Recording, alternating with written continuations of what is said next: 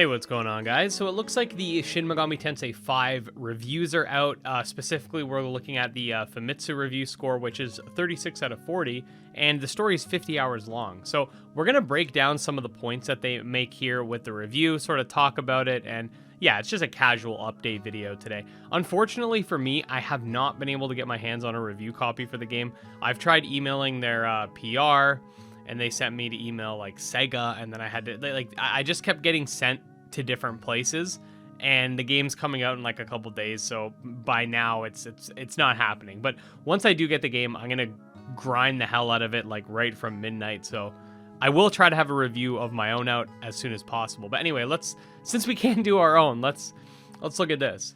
The newest mainline entry in the SMT series will be released worldwide next week, and we got some information.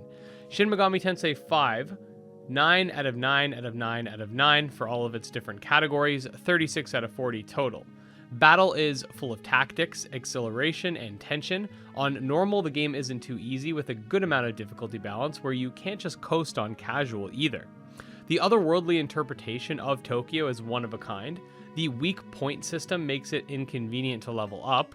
Navigation can be difficult to understand, but even just wandering around is fun. The first playthrough takes about 50 hours to finish. Finishing all other routes takes about 100 hours.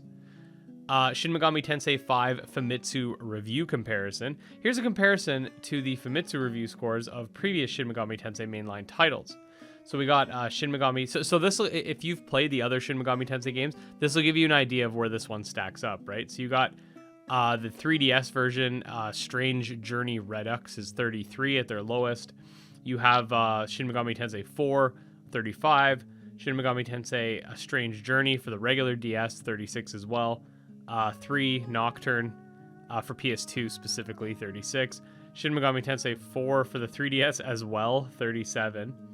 That's the non-apocalypse one, okay. And then this one's 36. So, yeah, I mean, looks like the game's doing pretty well. We also have this review courtesy of Nintendo Life that says Shin Megami Tensei 5 has been a long time coming. The mainline entry of the series was released over 8 years ago. Okay, yes, we know. Shin Megami Tensei 5 was one of the first games ever released for the Switch. Mere months after the console itself was shown. Oh, you mean revealed, not released.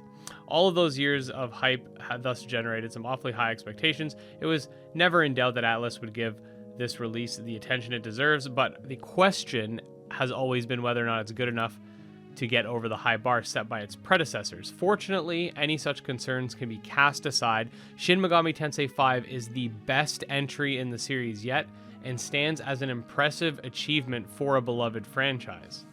Right off the bat, it's made abundantly clear that Shin Megami Tensei 5 is every bit as heavy as its predecessors. Things start off seemingly normal as you follow your character through a typical day of school, but there's an ominous tone to an announcement at the end of the day that advises students to travel home in pairs. People have been disappearing, and there are rumors of violent attacks taking place around Tokyo, but nobody seems to have a clear idea of what exactly is going on. Then in practically of the blink of an eye, Tokyo's gone. You find yourself, in this new area.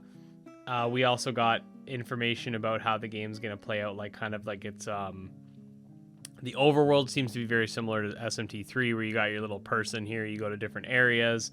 I think this game is going to be very similar to SMT 3. That's what I've been hearing a lot of people saying. Like, it's got those SMT 3 vibes, which I mean is definitely good. If you want to see this full review, like, Nintendo Life did a very comprehensive review on this. I'll definitely leave it linked in the description. But that's sort of just like the gist of what we're seeing. Like, everybody's saying that this game is good. I haven't seen anybody saying it's bad at all. Here you have Polygon saying Shin Megami Tensei 5 brings familiar pain, new pleasures, and it says Atlus's latest JRPG is worth the wait. Here they say my small victories granted me satisfaction, guessing weaknesses, anticipating an attack that I know would have otherwise wiped out my entire party, because whenever I entered a new area, I knew enemies wouldn't go easy on me. If I was lucky, they'd offer to spare me in exchange for some items or money. But alas, this is not a world where luck is on my side, yet it's one that I cannot wait to get back to and don't want to leave anytime soon. Even IGN gave it an 8 out of 10. Here they say Shin Megami Tensei 5 feels like the edgier, less sociable brother of Persona 5, even though Persona began as a spin-off to that series. Both branches of the family share much of their cast of highly customizable demons, like mythical Pokemon, even though it came out before Pokemon, you smash together to make even more powerful ones. They have similar excellent turn-based combat systems that encourage you to fish for your opponents' weaknesses and make smart use of all the resources available to you. What's missing from the Persona formula here is a lot of its heart, but Shin Megami Tensei 5 still rises to succeed in most other ways. So they gave it an 8 out of 10, so they have a bit of a more nuanced take of the game. I've said this before, but like, it's no secret that a lot of games journalists don't tend to be super reliable, but we are getting a general idea for what people are saying about this game because we have all these different reviews that are all saying it's pretty good. Here towards the end, we have the verdict. With an extensive and satisfying party customization, excellent combat, and challenging enemies, Shin Megami Tensei 5 never felt me feeling bored or burnt out across its epic length. Exploration and platforming sections lend some much-needed variety when you're fighting so many similar battles in a row. I just couldn't shake the feeling that this was Persona without the heart, without the unforgettable companion characters, the potent personal story, and the incredible soundtrack and jaw-dropping twists and turns. Still, if you're looking for a meaty, demanding, endlessly deep, and overall outstanding JRPG to sink your teeth into, SMT 5 has heaping portions of it. So they're comparing it a lot more to the Persona games. I haven't personally played Persona 5, so I can't make that same comparison.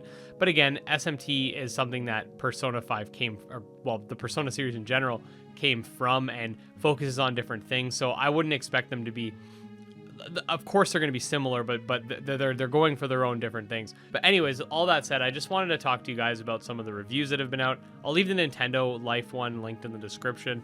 But yeah, let me know what you guys think so far. Have you seen any video reviews of SMT 5? What were your impressions of that? Are you excited for the game? Are you planning on getting it day one? Are you planning on waiting? Let me know what you guys are thinking in the comments below. Definitely subscribe to the channel if you want to stay up to date on Shin Megami Tensei 5 stuff or just monster taming in general. And I'll see you guys next time. Peace.